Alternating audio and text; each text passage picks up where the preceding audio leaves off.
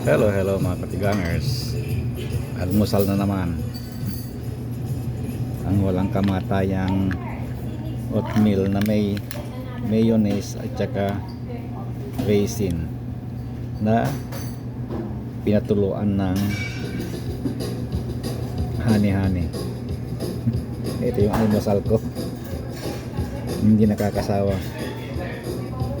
Magsasawa ka man ngayon, bukas okay na naman. Parang kanin.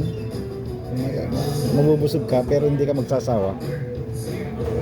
Ayan, medyo dry na yung oatmeal. Pero hindi ko na nilagyan ng gato. Okay, yun lang. Haluin na natin.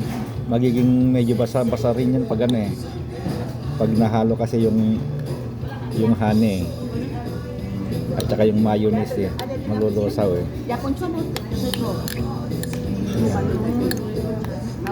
Okay, ready na kainin.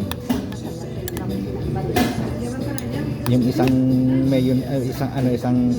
honey na ganon, tamang-tama dito, katamtama lang ang tamis.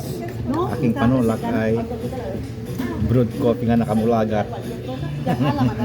Okay, bye bye.